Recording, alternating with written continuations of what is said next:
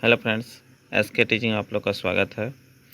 हम लोग एनसीईआरटी विज्ञान पढ़ रहे थे, जिसमें कि एसके झा सर जो है पटना वाले, उसके बुक का निचोड़ जो आया है 6 to 10 तक का, उसको देख रहे थे। देखिए, एसके झा सर है, पटना वाले हैं। इसी बुक के हम लोग देख रहे हैं क्वेश्चन।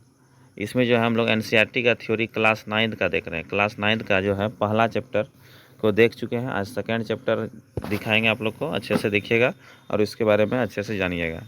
और जो बीपीएससी टीआरई 4.0 के लिए तैयारी कर रहे हैं उसके लिए बहुत लाभदायक है। एनसीईआरटी बुक का सारा फैक्ट है इसमें, ठीक है। सारे इंपॉर्टेंट बात जो है इसमें लिखा हुआ है। हम खुद भी तैयारी कर रहे हैं, इसके लिए आप लोग अच्छे से देखिएगा। देखिए क्या कहता है इसमें। वैज्ञानिक दृष्टि से तत्व एवं यौगिक शुद्ध पदार्थ है, याद रखना है। तत्व जो है क्या है, शुद्ध पदार्थ है, और यौगिक भी क्या है, शुद्ध पदार्थ है। एवं मिश्रण अशुद्ध पदार्थ है। याद रखना है, तत्व और यौगिक क्या है, शुद्ध पदार्थ, और अशुद्ध पदार्थ क्या है, मिश्रण। मिश्रण याद रखना है क्या है, अशुद्ध पदार्थ। मिश्रण देखिए किसे कहते हैं। मिश्रण यह एक प्रकार का अशुद्ध पदार्थ है, ये तो जान गए। इसका कोई निश्चित सूत्र नहीं होता है। मिश्रण का कोई सूत्र नहीं होता है। तत्व और यौगिक का क्या होता है, सूत्र होता है। सॉरी, तत्व का जो है सूत्र होता है। तत्व जो है अकेले रहता है, उसको क्या कहते हैं, तत्व। और जो कि 2 या 2 से अधिक रहेगा तो उसको यौगिक कहेंगे, ठीक है। अधिक तत्व, 2 या 2 से अधिक तत्व को मिलने से ही यौगिक का निर्माण होता है, याद रखना है। अब आगे देखिए क्या कहता है। इन्हें भौतिक विधि से अलग नहीं कर सकते। किसको, मिश्रण को जो है कहता है, मिश्रण को भौतिक विधि से अलग नहीं कर सकते हैं। मिश्रण 2 प्रकार का होता है, एक होता है समांगी मिश्रण, दूसरा विसमांगी मिश्रण। समांगी मिश्रण मतलब हुआ यह एक दूसरे में 100% घुला हुआ रहता है। यानी समांगी मतलब सभी जगह समान रूप से मिला हुआ रहता है। जैसे चीनी और पानी का घोल लेंगे, वो जो है सभी जगह पानी और चीनी जो है एक तरह से मिला हुआ रहता है। कहीं पर थोड़ा कम और कहीं पर ज़्यादा मीठा नहीं लगता है, सभी जगह समान लगेगा। एक गिलास यदि चीनी और पानी का घोल बनाएंगे, सभी जगह समान मिश्रण होगा। या नमक और पानी का घोल बनाएंगे, सभी क्या होगा, समांगी मिश्रण होगा। इसे सामान्यतः विलयन भी कहते हैं, इसी को विलयन कहते हैं, ठीक है। विलय प्लस विलायक मिलकर ही विलयन बनता है, याद रखना है। यह टिंडल प्रभाव नहीं दर्शाता है, याद रखना है। इसमें जो छोटे छोटे कण होगा उसको नहीं दिखाएगा, इसीलिए जो है टिंडल प्रभाव को नहीं दर्शाता है। कौन सी, विलयन, याद रखना है। यह टिंडल प्रभाव को नहीं दर्शाता है। धातु का मिश्रण एक प्रकार का समांगी मिश्रण है, याद रखना है। धातु जो है, धातु का जब मिश्रण होता है वो क्या होता है, समांगी मिश्रण। इंपॉर्टेंट ऑब्जेक्टिव बनेगा, धातु का मिश्रण क्या होता है, समांगी मिश्रण, याद रखना है। विलयन अस्थायी प्रकृति का होता है। विलयन जो है, जितना भी घोल जो है, विलयन यानी घोल, वो क्या होता है, अस्थायी होता है, वो फिक्स होता है। उसमें जो है कोई भी निश्चित अनुपात में मिलाया जाता है। आयोडीन एवं अल्कोहल का मिश्रण टिंचर आयोडीन कहलाता है, याद रखना। आयोडीन और अल्कोहल जब मिलाएंगे उसी को टिंचर आयोडीन कहलाता है, ठीक है। अब आगे देखिए विलयन के बारे में देखते हैं। विलयन जो है, जानते हैं आप लोग, विलयन में एक पदार्थ का द्रव होना आवश्यक है। विलयन जो है उसमें एक पदार्थ क्या होगा, द्रव यानी कि जल होगा, और दूसरा पदार्थ कुछ अलग होगा, ठीक है, एक ठोस हो जाएगा। लेकिन मिश्रण में कोई भी पदार्थ ठोस, द्रव, गैस हो सकता है, याद रखना है। जो भी विलयन मिश्रण में जो है, तीनों में से कोई भी ठोस, द्रव, गैस भी हो सकता है, याद रखना है। विलयन एक प्रकार की समांगी मिश्रण। इंपॉर्टेंट ऑब्जेक्टिव बनेगा कि विलयन कौन सा मिश्रण है, तो याद रखना आप लोग को। विलयन एक प्रकार का कैसा मिश्रण है, समांगी मिश्रण है। विलयन कौन सा मिश्रण है, समांगी मिश्रण है। विलयन के कणों का व्यास 1 mm यानी 10⁻⁹ मीटर होता है, याद रखना है। विलयन अस्थायी होता है। विलयन क्या होता है, अस्थायी होता है। अब देखिए सांद्रता के आधार पर विलयन का प्रकार। सांद्रता के आधार पर विलयन 3 प्रकार का होता है। यहाँ पर दिया हुआ है सांद्रता के आधार पर विलयन कितना प्रकार के, 3 प्रकार। एक हुआ असंतृप्त विलयन, दूसरा है अति संतृप्त, तीसरा है संतृप्त, ठीक है, जिसको कहते हैं तनु विलयन। असंतृप्त को ही क्या बोलेंगे, याद रखना है, तनु विलयन। तनु मतलब क्या होता है, पतला, ठीक है। विलय और विलायक, ठीक है, विलय और विलायक, जिसमें कि विलय क्या हो, कम हो, और विलायक क्या हो, ज़्यादा हो, ठीक है, उसी को कौन सा विलयन कहेंगे, असंतृप्त विलयन। और जिसमें विलय अधिक हो, विलायक कम हो, उसको क्या कहेंगे, अति संतृप्त विलयन, ठीक है। और जिसमें विलय और विलायक दोनों क्या हो, बराबर हो, उसको संतृप्त विलयन कहेंगे। आप लोग यहाँ पर नहीं समझेंगे, हम अच्छे से इसको देखिए और अच्छे से आप लोग को डिटेल से समझाते हैं। संतृप्त और संतृप्त जो है, देखिए यहाँ पर अच्छे से आप लोग को समझाते हैं। यहाँ पर देखिए हम सारा जो है बात को लिख के लाए हैं आप लोग के लिए। देखिए यहाँ पर होगा इस जगह, देखिए यहाँ पर मिश्रण के बारे में देखिए क्या कहता है। मिश्रण यहीं पर देखिए, समझ लीजिए अच्छे से। मिश्रण जो है विलय के उस उपस्थिति के आधार पर जो है मिश्रण को ही क्या कहते हैं, अशुद्ध पदार्थ कहते हैं। मिश्रण दो प्रकार के, एक समांगी मिश्रण, दूसरा विसमांगी मिश्रण। ठीक है, चीनी और पानी एक समांगी मिश्रण, नमक और जल एक समांगी मिश्रण, दूध और पानी क्या है, समांगी मिश्रण है। इसमें पूरा तरह से मिल जाता है, उसी को समांगी मिश्रण। विलय दूध हुआ और विलायक क्या हुआ, यहाँ पर पानी हो जाएगा। और यहाँ पर जो है दोनों को मिलाएंगे तो विलय और विलायक मिलने से क्या होगा, विलयन बनेगा, याद रखना है। विलायक कहेंगे वह पदार्थ जो अन्य पदार्थ को घुलाता है। ठीक है, जो अन्य पदार्थ को क्या करता है, घुलाता है। जैसे पानी, पानी क्या है, विलायक है। पानी क्या है, विलायक है, याद रखना। यह मात्रा में अधिक होता है। जल यानी कि विलायक जब भी होगा मात्रा में क्या होगा, अधिक होगा। विसमांगी मिश्रण देखिए, बालू और कंकड़, यानी विसमांगी मतलब क्या होगा, यहाँ पर जो है उसमें जो है एक तरह से जो है मिलेगा बढ़िया से नहीं, तो उसी को विसमांगी। बालू और कंकड़ क्या मिलेगा, बढ़िया से नहीं मिलेगा, उसी को विसमांगी। या मूढ़ी और दालमोट ले लीजिए, ये भी क्या है, विसमांगी। जैसे चूड़ा और चीनी ले लीजिए, ये मिलेगा नहीं बढ़िया से, इसी को विसमांगी मिश्रण कहते हैं, अपनी भाषा में समझना के लिए। विलयन जो है याद रखना है, विलय प्लस विलायक मिलता है तो विलयन बनता है। विलय प्लस विलायक मिलकर ही क्या होता है, विलयन। याद रखना है, विलय देखिए विलयन में घुलने वाला कम मात्रा में होगा। जैसे चीनी क्या हुआ, विलय हुआ। और विलायक क्या होगा, अधिक मात्रा में होगा। ज़्यादा मात्रा में कौन होता है, विलायक। यानी जैसे जल विलायक है, याद रखना है। और विलयन यानी कि चीनी और पानी मिल करके क्या बन गया, शरबत। शरबत एक क्या हो गया, यहाँ पर विलयन हो गया। शरबत क्या हो गया, विलयन। याद रखना, विलायक वह पदार्थ जो अन्य पदार्थ को घुलाता है, पानी जैसे हो गया, विलायक हो गया। विलय कहेंगे वह पदार्थ जो घुलता है या मात्रा में कम होता है, जैसे चीनी या नमक किसी चीज़ में घुल जाता है, विलायक में, ये सॉरी हाँ, विलायक में घुल जाता है, उसी को क्या कहता है, यहाँ पर जो है विलय। यहाँ पर याद रखना है। आगे आगे देखिए और थोड़ा सा ध्यान दीजिएगा। अब यहाँ पर थोड़ा सा अच्छे से और देख लीजिए इसके बारे में थोड़ा सा क्या कहता है। देखिए पदार्थ जो है हम बता चुके हैं इसके बारे में, लेकिन फिर से थोड़ा सा ध्यान दीजिए। पदार्थ जो है वो दो प्रकार का, एक भौतिक वर्गीकरण, रासायनिक वर्गीकरण। पदार्थ को जो है भौतिक वर्गीकरण के आधार पर तीन प्रकार का होता है, ठोस, द्रव, गैस, याद रखना है। और रासायनिक वर्गीकरण के आधार पर पदार्थ जो है दो प्रकार, एक शुद्ध पदार्थ और अशुद्ध पदार्थ। इसी के बारे में हम लोग को पढ़ना है। शुद्ध पदार्थ में पूछेगा क्या क्या आता है, तत्व और यौगिक, याद रखना है। शुद्ध पदार्थ में क्या क्या आएगा, तत्व और यौगिक, याद रखना है। शुद्ध पदार्थ में क्या क्या आएगा, तत्व और यौगिक आएगा।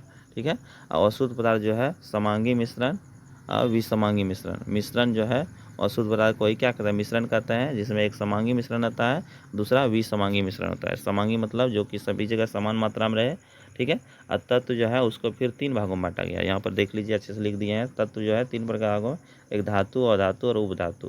धातु उदाहरण में दे दिए हैं, जितना भी 118 तत्व जो है वो सब क्या हो जाएगा, उसमें से 91 जो है लगभग धातु हो जाएगा। तो यहाँ पर देखिए कुछ धातु का उदाहरण दे दिए हैं, जैसे जिसके अंत में यम लगा रहे धातु होगा, sodium, magnesium, aluminium, zinc, iron, tin, AU, सोना, चांदी, प्लेटिनम, यहाँ पर Hg, पारा, इस तरह से जो है क्या हो जाएगा, जो ये सब जो है धातु हो जाएगा। ठीक है, याद रखना। और धातु का एग्जाम्पल देखिए, जो कि देखिए अधातु जो है, जैसे जितना भी गैस है वो अधातु है। हाइड्रोजन गैस है, हीलियम गैस है, कार्बन गैस है, नाइट्रोजन गैस है, ऑक्सीजन गैस है, ये सब क्या है, अधातु है। क्या है, अधातु है।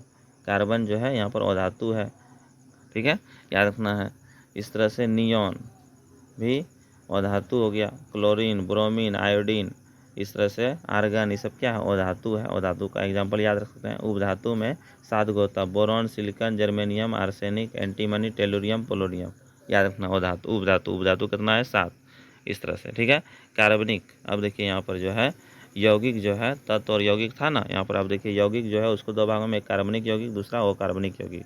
ठीक है, कार्बनिक यौगिक किसको कहेंगे, जिसमें कार्बन की मात्रा हो, जैसे कि CO2, देखिए सब में कार्बन की मात्रा होगी, इधर जितना भी है उसमें कार्बन की मात्रा है। जैसे CO2, SH4, C6H12O6, यहाँ पर जो है ग्लूकोज का सूत्र हो गया, यहाँ पर C6H6, इस सब में C देखिए सब में है ना, इसीलिए इसको कौन सा बोलेंगे, कार्बनिक यौगिक बोलेंगे। ठीक है, NH2CO, NH2 कार्बनिक अम्ल है, कार्बनिक यौगिक है, याद रखना है। और जिसमें कार्बन नहीं होगा उसको क्या बोलेंगे, अकार्बनिक। जिसमें देखिए इसमें कहीं पर कार्बन नहीं है, इसलिए इसको कौन सा यौगिक बोलेंगे, अकार्बनिक यौगिक। ठीक है, इस तरह से देख लिए होंगे। अब देखिए आगे देखिए, अभी बताएं तत्व जो है उसको 3 भागों में, एक धातु होता है, एक अधातु, दूसरा उपधातु। धातु टोटल 91 है, कुल कहेगा अधातु, तो याद रखना 20 से 22 के बीच में है, और कुल जो है उपधातु 7 है। धातु के अंत में 1 2 3 इलेक्ट्रॉन होगा, याद रखना उपधातु कहलाएगा। जिसके अंत में 1 2 3 इलेक्ट्रॉन होगा उसे धातु कहेंगे, याद रखना है। जैसे यहाँ पर दे दिए हैं कुछ उदाहरण, आप लोग ध्यान से देख लीजिएगा। यहाँ पर जैसे आयरन, यहाँ पर FeAgAu सोना, यहाँ पर जिंक, कोबाल्ट, ETC। अंत में यम वाला भी धातु होता है, याद रखना है। अंत में यम वाला क्या होता है? धातु। जैसे lithium, sodium, potassium, magnesium, calcium, aluminium. यहाँ पर जो है कैल्शियम, बेरिलियम, प्लेटिनम, ये सब क्या है? याद रखना है। ये सब क्या है? सब में यम है, इसलिए ये सब धातु है। क्या है? धातु है, याद रखना है। अब देखिए अधातु। अधातु के बारे में क्या कहता है? जिसके अंत में क्या हो, और जिसके अंत में क्या हो, जन हो या ऋण हो, वो अधातु होगा। जैसे यहाँ पर टोटल जो है 20 से 22 के बीच होता है। अंत में जिसके अंत में क्या हो, 5 6 7 इलेक्ट्रॉन हो, वो क्या होता है? अधातु। और अधिकांश अधातु गैस अवस्था में होता है, याद रखना है। अधिकांश अधातु किस अवस्था में होता है? गैस में अवस्था में, याद रखना है। जैसे कि यहाँ पर देखिए कुछ उदाहरण दे दिए हैं। Hydrogen, helium, fluorine, chlorine, nitrogen, phosphorus, carbon, argon, krypton, xenon, radon, oxygen, nitrogen, hydrogen, ये सब क्या है? गैस है। और उपधातु के बारे में अभी बताएं, जिसके अंत में क्या हो, 5 इलेक्ट्रॉन होगा, वो क्या, 4 इलेक्ट्रॉन, उस क्या होगा? उपधातु। उपधातु की संख्या यहाँ पर लिखा हुआ है 7 है, जिसमें boron, silicon, germanium, arsenic, antimony, इसका टेलुरियम और पोलोनियम। इस तरह से आप लोग इसको अच्छे से लिख लीजिएगा, ठीक है। इसके बारे में बता दिए हैं। अब देखिए यहाँ पर जो है, अब यहाँ पर जो आपको पूछेगा, अभी बताए थे अशुद्ध पदार्थ। यहाँ पर जो है अभी बताए थे अशुद्ध पदार्थ। देखिए अच्छे से, मिश्रण कोई अशुद्ध पदार्थ, समांगी मिश्रण, और दूसरा होता है विसमांगी। जैसे चीनी और पानी, ये सब क्या है? समांगी मिश्रण। इसके बारे में बता चुके हैं आप लोग को, ठीक है। अब जो है यहाँ पर देखिए मिश्रण जो है अभी बता रहे थे, इसी को देखिए, ध्यान दीजिए। मिश्रण जो है विलय, एक होता है असंतृप्त, एक होता है संतृप्त, एक होता है अति संतृप्त। इसी के बारे में बता रहे थे। असंतृप्त कहेंगे वैसा विलयन जिसमें और अधिक विलय घुल जाता है, ठीक है, उसे असंतृप्त कहेंगे। असंतृप्त कहेंगे वैसा विलयन जिसमें और अधिक विलय नहीं घुलता है, उसे संतृप्त कहेंगे। और अति संतृप्त कहेंगे वैसा विलयन जिसमें विलय संतृप्त से भी अधिक हो जाए, उसी को क्या कहेंगे? अति संतृप्त, ठीक है। अब यहाँ पर जो है याद रखना है, विलयन बराबर विलय प्लस विलायक होता है, ठीक है। इस तरह से आप लोग अच्छे से समझ सकते हैं। अब जो है इसके बारे में और बताएंगे आगे। अब यहाँ पर सर का बुक को देख लेते हैं, अब क्या कहता है, अच्छे से ध्यान दीजिएगा। बुक में यहाँ पर इसके आगे क्या कहता है, इसके बारे में बता दिए हैं। अब यहाँ पर ध्यान दीजिए, सॉरी, देखिए क्या कहता है। अब यहाँ पर ध्यान दीजिएगा, कहता है विलयन के आधार पर मिश्रण 2 प्रकार, एक समांगी और विसमांगी। हवा में नाइट्रोजन को विलायक कहा जाता है, याद रखना। हवा में सबसे अधिक नाइट्रोजन गैस होता है, ये क्या है? विलायक है। यहाँ पर विलयन जो है विलय प्लस विलायक मिलकर निश्चित ताप पर उतना ही, देखिए क्या कहता है, अच्छे से ध्यान दीजिए। कहता है निश्चित ताप पर उतना ही विलय पदार्थ घुल सकता है जितना उसका क्षमता है, ठीक है। विसमांगी, इसमें पदार्थ का सही से नहीं घुला हुआ रहता है, याद रखना। विसमांगी में जो है कोई पदार्थ अच्छे से घुला हुआ नहीं रहता है, याद रखना है। यह टिंडल प्रभाव को दर्शाता है, याद रखना है। टिंडल प्रभाव जो है उसको दर्शाएगा कौन सी? यहाँ पर विसमांगी मिश्रण, याद रखना है। यह 2 प्रकार के होता है, याद रखना है। विसमांगी मिश्रण का ना 2 प्रकार, एक निलंबन, दूसरा कोलाइड। निलंबन किसे कहेंगे? याद रखना है, इसमें ठोस द्रव में परिक्षेपित हो सकता है। यानी कि निलंबन जो है, जैसे नाली का पानी, उसमें जो है कुछ ना कुछ देखिएगा अंश रहता है, उसमें थोड़ा बहुत ठोस की मात्रा, तो उसी को कहेंगे निलंबन। नाली का पानी का एग्जाम्पल किसका है? निलंबन का ही है। यहाँ पर आगे देखिए निलंबन के बारे में क्या कहता है। निलंबन के कणों को आंखों से देखा जा सकता है। जैसे नाली का पानी में देखिएगा, उसमें ठोस की मात्रा में कुछ खुला हुआ रहता है ना, उसको हम देख सकते हैं ना, वही कहता है निलंबन के कणों को आंखों से देखा जा सकता है। निलंबन के कण को शांत छोड़ देने से या नीचे बैठ जाता है। जैसे नाली का पानी ले लीजिएगा, उसमें बहुत सारा गंदगी है ना, उसको यदि छोड़ दीजिएगा, वो देखिए अस्थायी रूप से धीरे धीरे क्या होगा? बैठ जाएगा, नीचे बैठ जाएगा।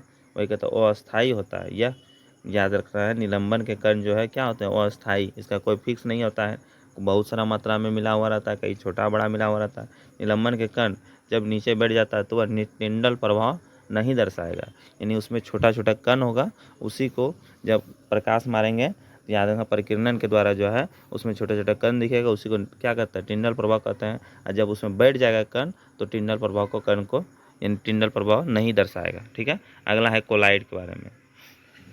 विसमांगी मिश्रण दो प्रकार का, एक हुआ यहाँ पर अभी बताया निलंबन, दूसरा कोलाइड। कोलाइड देखिए समझिएगा, कोलाइड इसका कण काफ़ी छोटा होता है। कोलाइड जो है उसका कण बहुत छोटा है।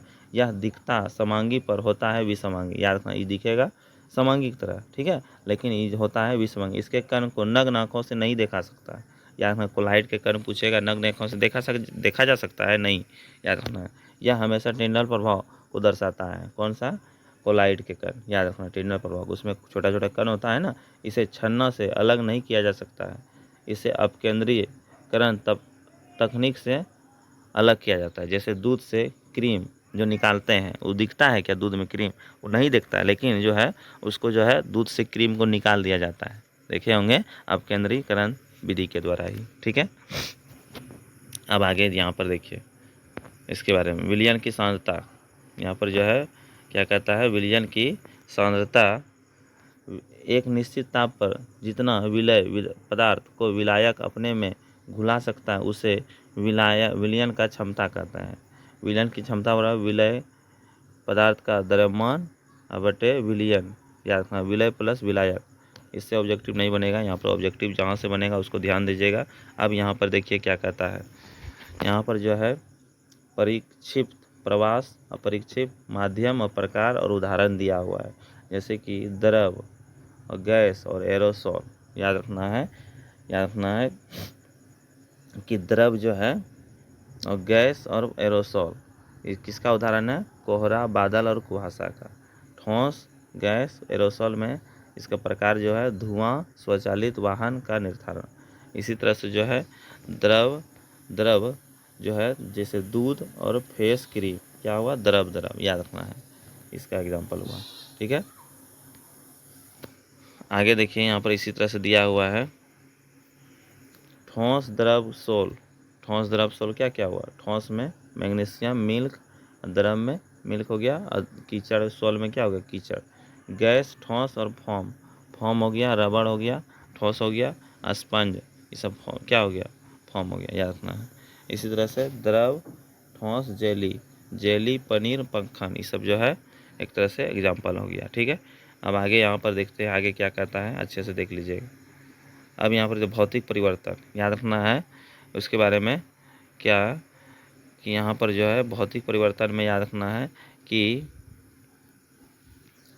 कठोरता होता है, कोई भी जो है उसका कठोर होता है, दृढ़ता होता है, घनत्व होता है, द्रव्यनांक होता है, क्वथनांक होता है। इसके बारे में आगे देखिएगा।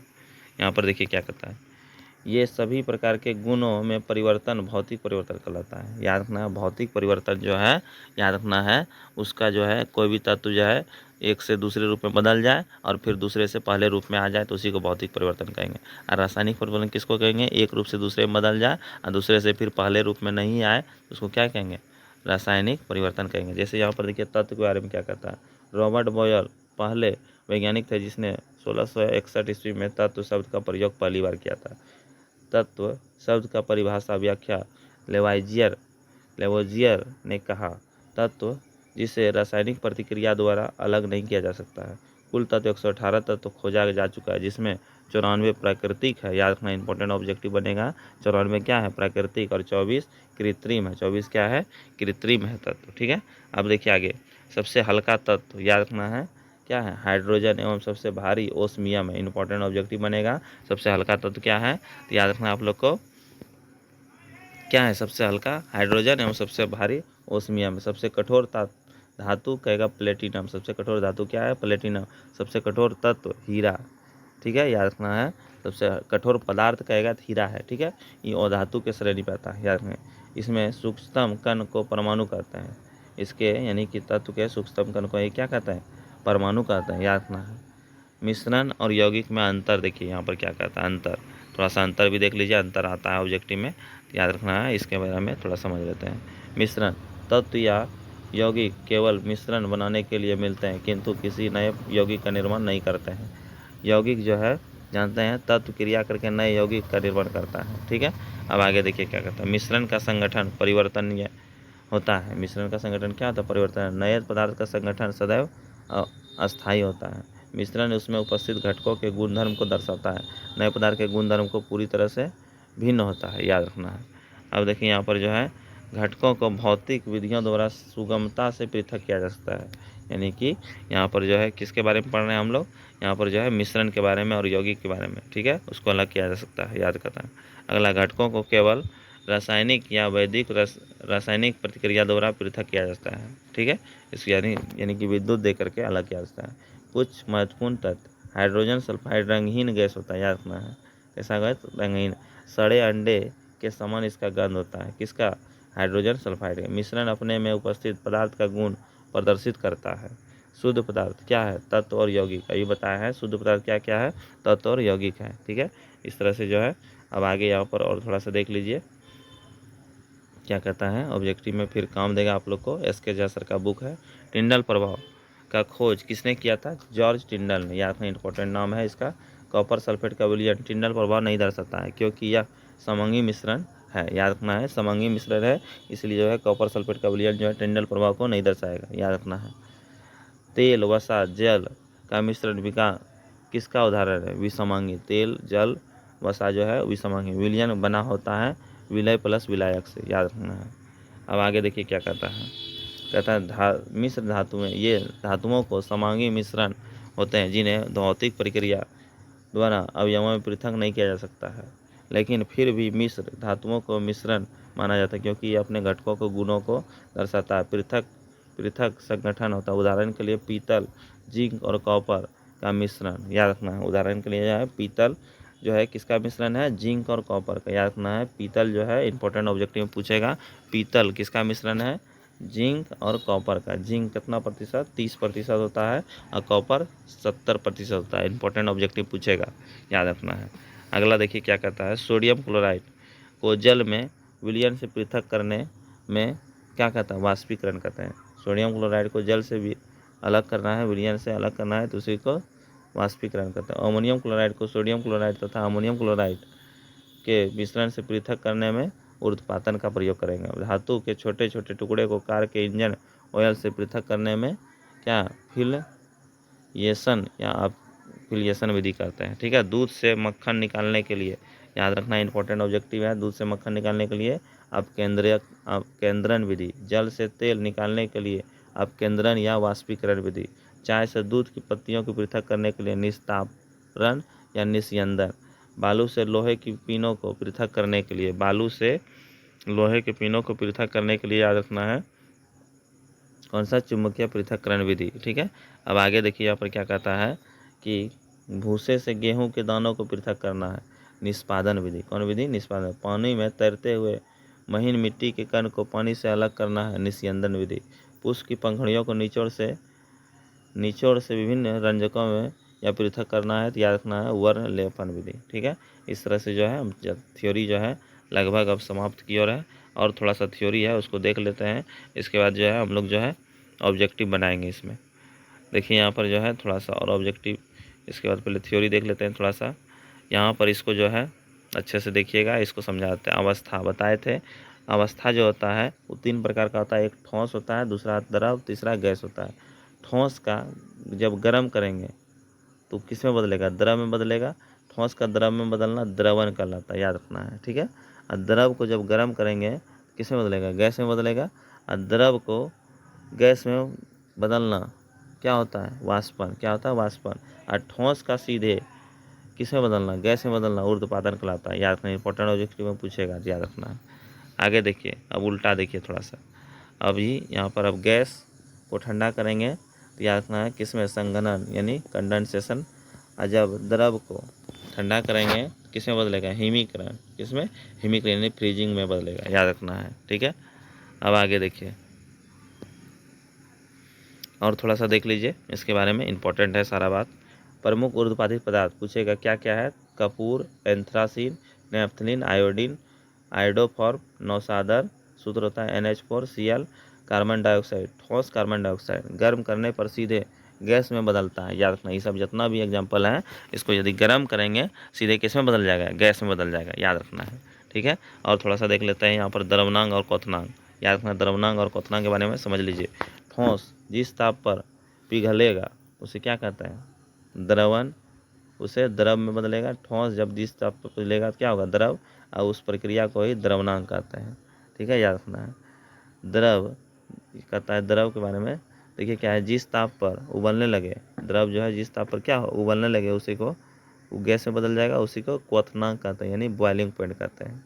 ठीक है, ठोस, अब देखिए यहाँ पर गैस कहता है जिस ताप पर जो है क्या हो, द्रव में बदले, ओस बनने लगे। ठीक है, उसे संघनन कहते हैं।